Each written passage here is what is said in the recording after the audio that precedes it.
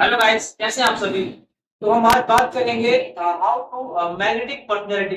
एक अच्छी पर्सनैलिटी हम कैसे बना सकते हैं, लोगों के अंदर एक छाप छोड़ सकते हैं। पहली बार में अगर आपसे कोई मिले, आपका कोई पार्टनर, आपका कोई प्रोस्पेक्ट, आपसे कोई भी इंसान अगर पहली बार में मिले ना, तो पहली बार में जज कर ले कि ये बंदा बहुत जबरदस्त है, इस बंदे की पर्सनैलिटी बहुत अच्छी लगी, इस बंदे का बातचीत करने का तरीका, इस बंदे की बॉडी लैंग्वेज, ये सारी चीजें मुझे बहुत अच्छी लगी। तो हम बात करेंगे एक पॉइंट बाई पॉइंट की पर्सनैलिटी के अंदर आपको कौन सी चीजें सबसे पहले देखनी चाहिए और उन चीजों को अपने अंदर बैक करना चाहिए। तो बात करते हैं सबसे पहले हमें जो पर्सनैलिटी के अंदर देखना है वो अपना देखना है, अपना ड्रेस कोड। क्या देखना है?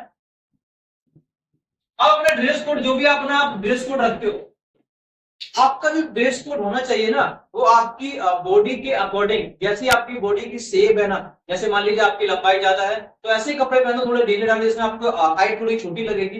एंड अगर आपकी हाइट छोटी है तो और भी लंबाई वाले कपड़े पहनो, जिससे आपकी हाइट क्या लगेगी, थोड़ी लंबी लगेगी। यानी कि आप फॉर्मल पहन रहे हो तो बी फॉर्मल होना चाहिए, अगर आप कैजुअल पहन रहे हो तो वी कैजुअल होना चाहिए। लेकिन बहुत सारे लोग ऐसे करते हैं कि फॉर्मल के ऊपर कैजुअल, कैजुअल के ऊपर फॉर्मल।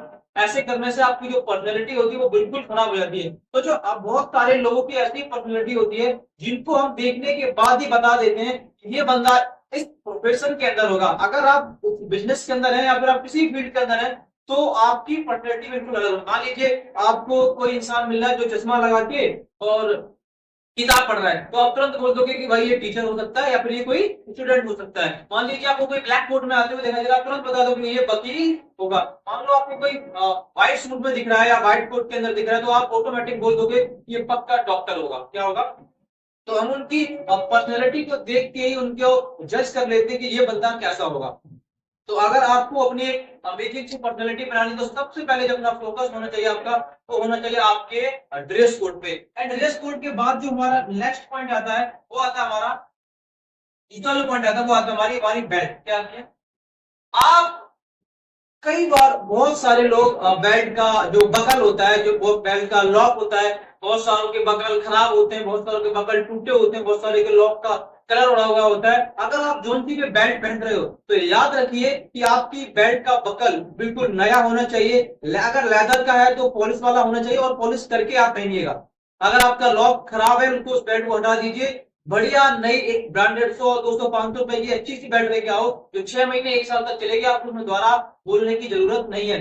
क्योंकि हमारी पर्सनैलिटी के अंदर सबसे पहले देखने वाले यही कुछ फ्रेंड होते हैं जो सबसे पहले हमारे अंदर देखते हैं। जैसे हमारी बेल्ट हो गई, तो अपनी बेल्ट को बहुत ही अमेजिंग एक लेदर रखो, जो भी जैसी भी आपकी है ना, बेल्ट को अच्छे तरीके से रखो। एंड तीसरा हमारा जो पॉइंट आता है वो आते हैं हमारे शूज। अब आप अपने जो शूज है ना वो पॉलिश वाले रखिए।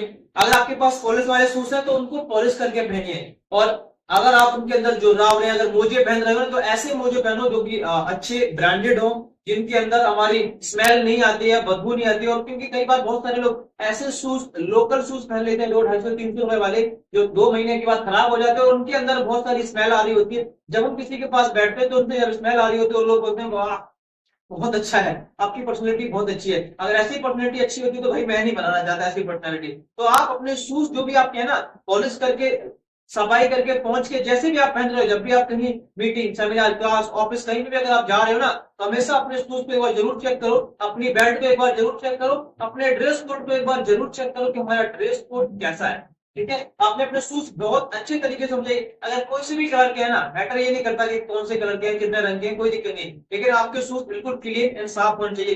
क्योंकि पर्सनैलिटी के अंदर सबसे पहले देखे जाने वाला जो पॉइंट होता है वो होते हैं हमारे शूज एंड हमारी पैंट।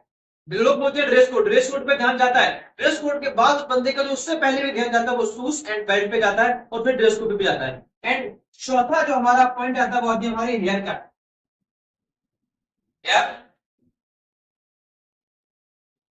कटिंग, आपकी जो हेयर कटिंग है, जो भी आपका हेयर स्टाइल है ना, उस हेयर स्टाइल को जो भी आपका नॉर्मल था या फिर बहुत सारे लोग ऐसे गांव देहात या फिर बाहर से बिलोंग करते हैं तो उनका जो हेयर स्टाइल होता है वो गांव वाला होता है, या फिर कोई, आप देखो हर एक फील्ड के अंदर हर एक बंदे का अलग अलग हेयर स्टाइल होता है। आप किसी टीचर का हेयर स्टाइल देखो बिल्कुल सिंपल मिलेगा, आप किसी स्पोर्ट वाले का हेयर स्टाइल देखो बाल बहुत छोटे रखता होगा, आप किसी फिल्म इंडस्ट्री के अंदर जाओगे तो उनका हेयर स्टाइल अलग होता है, आप किसी प्रोफेशन या बिजनेस के अंदर जाओगे तो उन लोगों का भी एक हेयर स्टाइल अलग होता है। तो आपको जो अपना हेयर स्टाइल रखना है वो बिल्कुल सादा एंड सिंपल रखना है, जो भी आपकी कटिंग है या फिर शेव है या दाढ़ी है, जब भी आप अलग सी करवाते हो तो आपके अंदर बहुत सारी अलग सी पर्सनैलिटी लगती है, आपको अंदर से एक अमेजिंग सा कॉन्फिडेंस आता है। अगर आपने इन चारों चीजों को किया तो ये 100% पक्का वादा है कि आपके अंदर, तो जब भी आप कभी सैलून से कटिंग कटा के बाहर निकलते हो, जब भी आप सैलून से अपनी सेविंग करा के बाहर निकलते हो, जब भी आप कभी नई शर्ट पहनते हो, नया पैंट पहनते हो, नए शूज पहनते हो, तो आपने देखा होगा कि आपका जो कॉन्फिडेंस होता है उससे पहले जो था,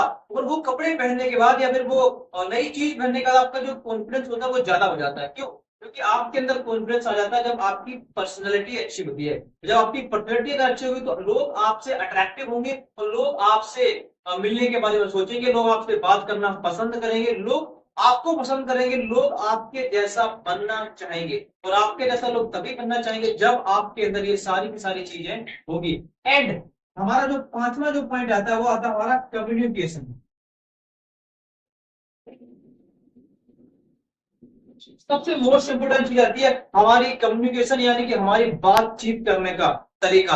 आप सोचो, आप किसी प्रोफेशन के अंदर जाओ तो हर एक बंदे की लैंग्वेज, हर एक बंदे का जो बातचीत करने का स्किल्स होता है, जो कम्युनिकेशन स्किल होती है, वो सबकी सेम अलग अलग होती है। आप अगर इस बिजनेस के अंदर हैं तो आपको दिमाग को ठंडा रखना पड़ेगा। अगर आप डायरेक्ट सेलिंग बिजनेस के अंदर हैं तो आपको दिमाग को ठंडा रखना पड़ेगा। अपनी टीम से, अपने डाउनलाइन, अपने अपलाइन, अपने क्रॉसलाइन, हर एक बंदे से आपकी जो पर्सनैलिटी, आपकी जो कम्युनिकेशन स्किल्स होनी चाहिए ना, बी प्रोफेशनल। आप जो भी बात बोले उसके अंदर मिठास होनी चाहिए, चाहे अपने डाउनलाइन से, चाहे अपने क्रॉसलाइन से, किसी से भी अगर आप बात कर रहे हो तो, क्योंकि लोग वो की बात सीधा दिल पे लगती है। अगर हो सकता है आपकी बात, कई बार वो बातों के अंदर ना दो चीजें होती हैं, आपकी बातें किसी को दिल में उतार भी सकती हैं। हो सकता है कि आपने ऐसी बातें बोल दी जो आप किसी के दिल में उतर गए, आपको बहुत वो फेवरेट लगने लगा, वो बंदे को आप बहुत फेवरेट लगने लगे, उसने सोचा कि यार मुझे इस सीनियर के जैसा बनना है, मुझे इस बंदे के जैसा बनना है। आपकी बात को, आपकी जो बात होगी वो किसी के दिल में उतर भी सकती है,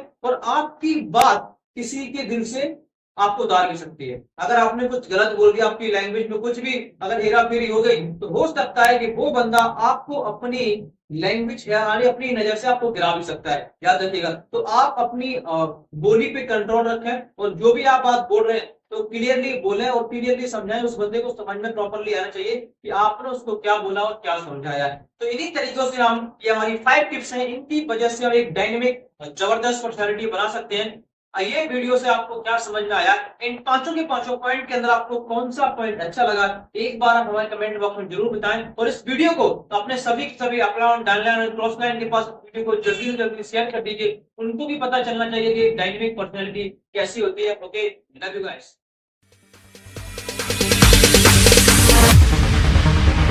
No, there ain't no stopping us. Fly without boarding pass. Couldn't catch me.